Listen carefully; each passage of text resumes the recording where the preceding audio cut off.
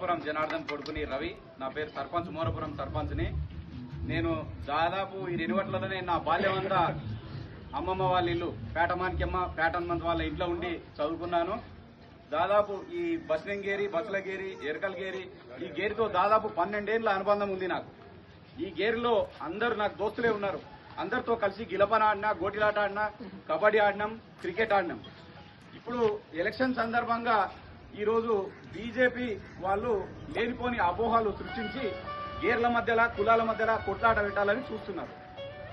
ముఖ్యంగా ఏంటంటే మన గేర్ల బస్మింగ్ గేర్ల తీసుకొచ్చి ఒక లక్ష్మమ్మనని మా బంధువు, మా మేనమామ భార్య, మన గేరికెళ్ళి తీసుకుపోయి బస్సుల గేరి ఆడపడుచు, బస్మింగ్ గేరి కోడలు తీసుకొచ్చి వేసి ఈ గేర్ల మధ్యలో పంచాయతీ పెట్టి మనం లాభ పొందాలని చూస్తున్నారు.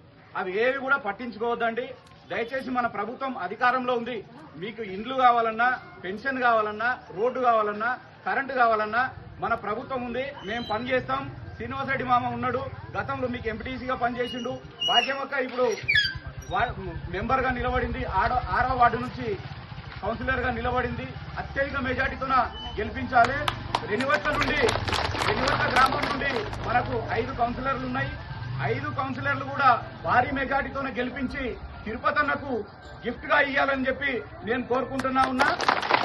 మద్దూరు మున్సిపాలిటీ పరిధిలోనే మన రెనివట్ల గ్రామంలో 5కి 5 భారీ మెజార్టీ రావాలని చెప్పి నేను కోరుకుంటా ఉన్నా. ఇంకేంటంటే ఈ బీజేపీ వాళ్ళు వస్తారు, ఇక వాళ్ళు బెదిరించారు, వీళ్ళు బెదిరించారు అని చెప్పి లేనిపోని మాటలు చెప్తారు. వాళ్ళని ఎవరు భయపెట్టలేదు.